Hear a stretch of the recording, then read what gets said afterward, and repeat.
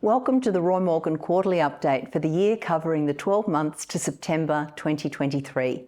Shortly, I'll run through the new rankings in trust and distrust of brands in Australia. But first, we have breaking news.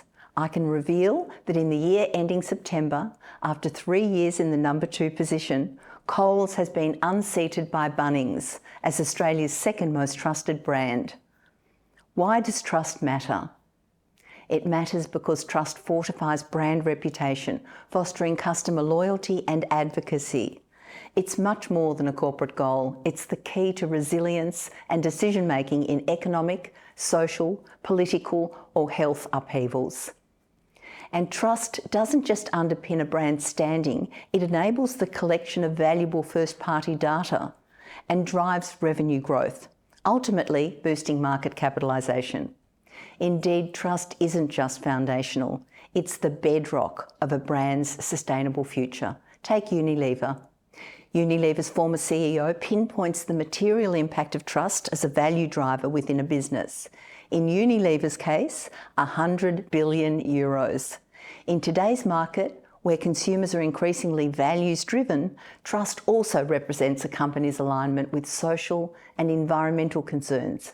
Therefore, trust or reputation is not just an extraordinary valuable asset, it's an indispensable component of a business's valuation and a key indicator of its potential for enduring success. However, it's distrust that brings society's most profound fears and sense of betrayal to the surface. And it has a material impact. Consider Medibank. The company saw $1.6 billion erased from its market value as distrust surged after its highly publicised data breach. Or Facebook, which after Cambridge Analytica data scandal lost $120 billion in market value, one of the biggest losses in corporate history. So how do we measure trust and distrust? Well, we're Roy Morgan, so we conduct a survey. It's a continuous survey, and we're in our 6th year of asking more than 2,000 Australians each month which brands they trust and which brands they distrust. That's a sample of more than 25,000 Australians each year.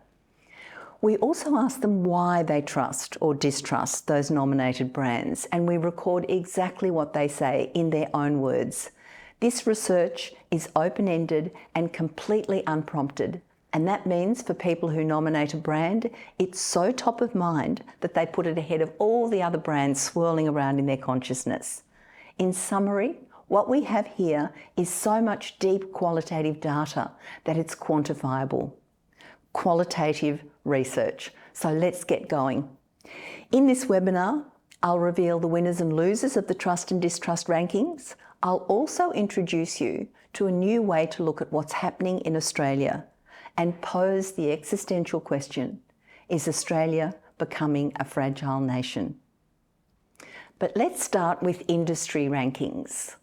This slide shows key industry sectors and their net trust and distrust rankings. Net scores are calculated by subtracting distrust scores from trust scores. Supermarkets are still the most trusted sector in the economy. That's the tallest of those green columns on the left. However, their residual goodwill is being eroded by cost of living fears and by customer antagonism, as we just saw in breaking news that Kohls has lost its second most trusted ranking to Bunnings. The biggest loser was travel and tourism, falling a further 3 places since June, making it less trusted than even gambling. Qantas is undoubtedly driving the downward travel spiral, with scandal after scandal, culminating in Alan Joyce's early departure. Charities and non-bank financial services are winners, while technology and pharmaceutical sectors have lost trust. Utilities and banks both became noticeably more distrusted as interest rates and cost of living pressures worsen. A final word on industry sector scores. They're arrived at or calculated by rolling up every brand mentioned in a particular industry. Now let's look at the most trusted brands in Australia. Woolworths again takes the top spot as the nation's most trusted brand. Major competitor Kohls has dropped to 3rd place, overwhelmed by Bunnings, which looks unstoppable. And even Woolworths can't be complacent. Distrust in both majors is increasing as cost of living pressures deepen. Bunnings not only jumped into second place, but also recorded the largest net trust score increase of all the trusted brands, followed by Aldi, Toyota, Myer, the ABC and JB Hi-Fi. Outside the top 20, eBay and Spotify were the big improvers. Interestingly, Bendigo Bank and ING fought off a power play by the Commonwealth Bank, returning to their neck-and-neck tussle.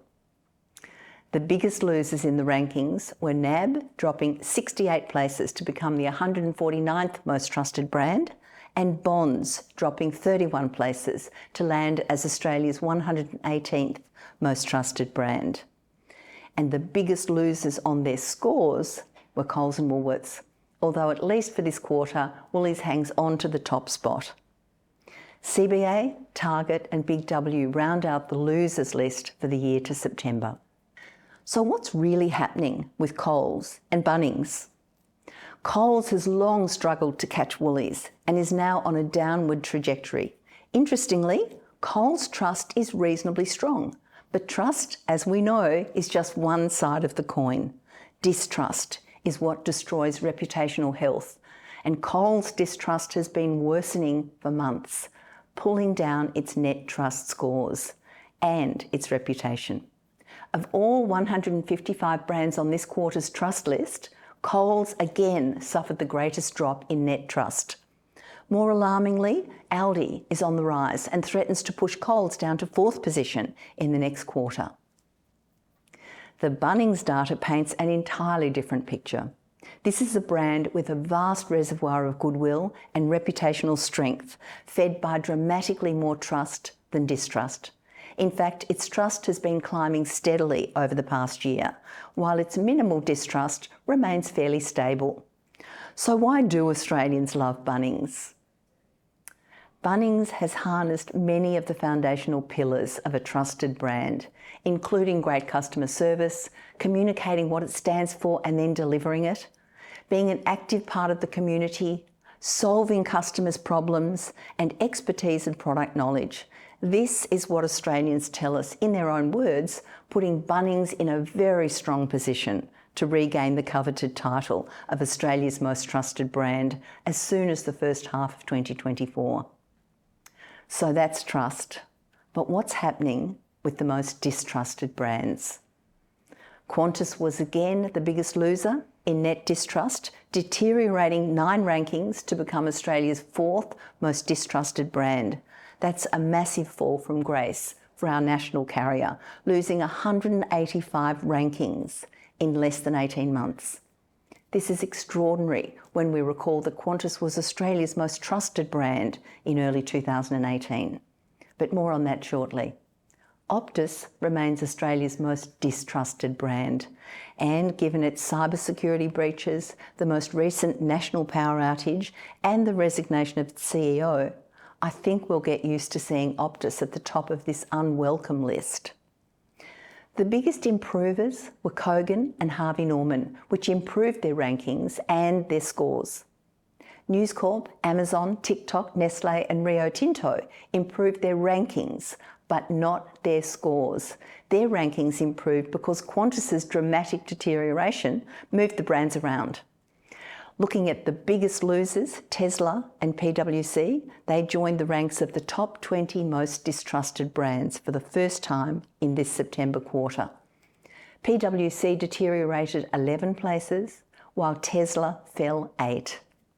Elon Musk is driving Tesla's deteriorating reputation, mainly since he bought Twitter. Similarly, Twitter, now known as X, deteriorated another 2 places to become the 8th most distrusted brand.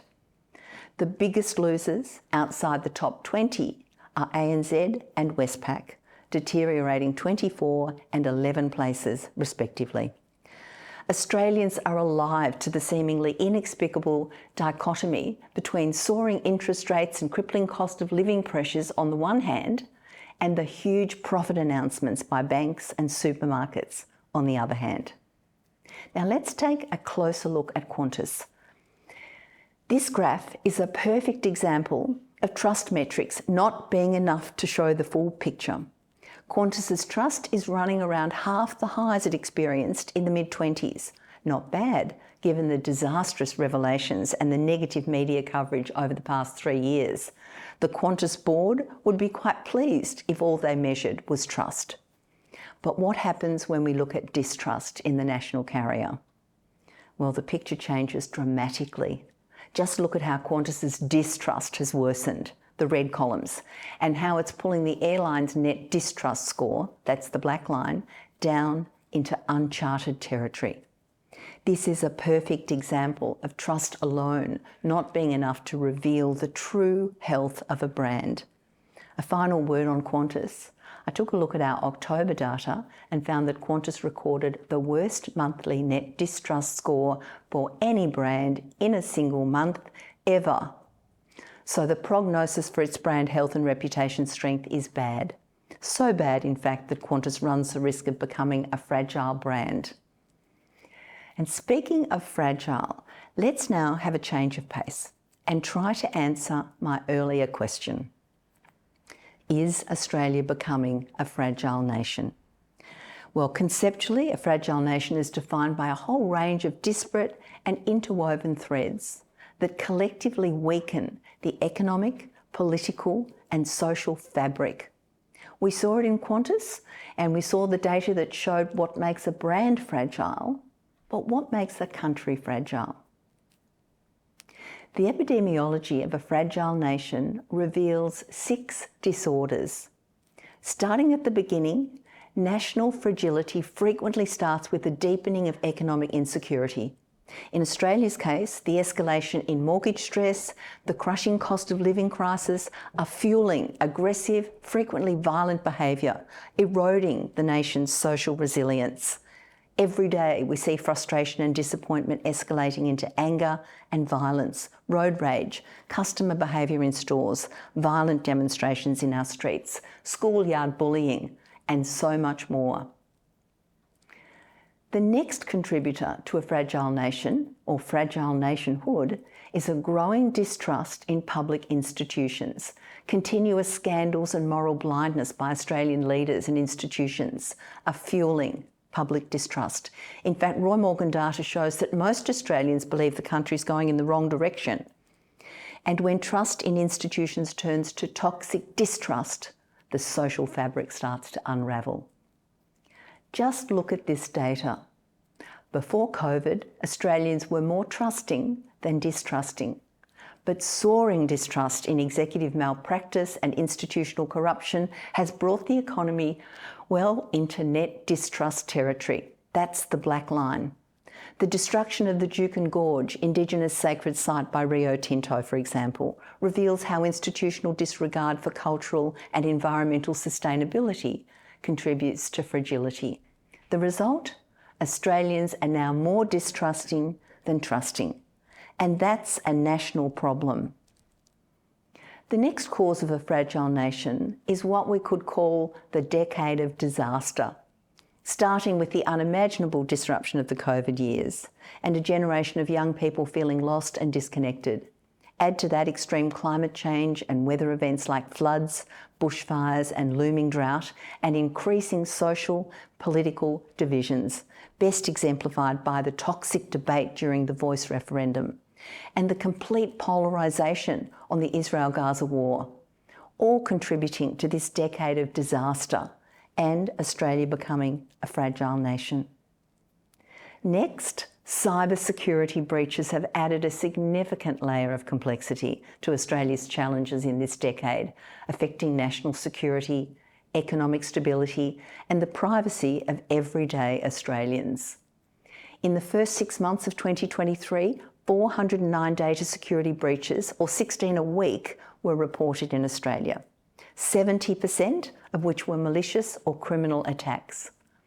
Also, the rise in cyber attacks increases personal and sensitive data security concerns. Breaches involving personal information often result in identity theft and fraud, affecting millions of Australians. This graph shows privacy as a reason for trust or distrust, And there on the right-hand side is the direct correlation between data privacy breaches and Australians becoming more distrusting, becoming a more fragile nation.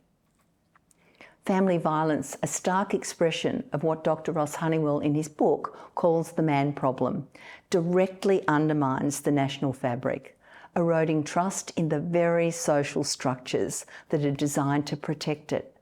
It perpetuates gender inequity, traumatises generations, and fuels a nation's descent into fragility.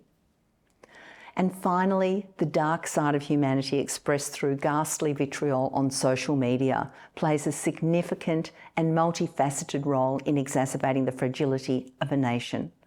Social media acts as an echo chamber, amplifying social and political divisions and fostering an us versus them mentality.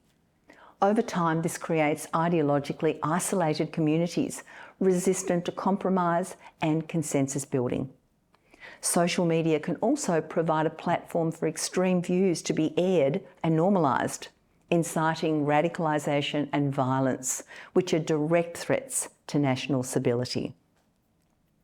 In the wake of these crises, a nation's resilience is eroded. The positive path ahead needs a collective reckoning with the root causes of fragility, a commitment to restoring the bonds of trust, diminishing the toxic impact of distrust, and strengthening the civic spirit.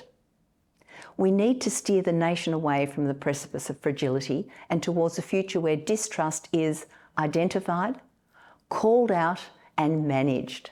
The alternative, I'm afraid, is a fragile nation. Now, I don't believe for 1 minute that this covers all the disorders of a fragile nation.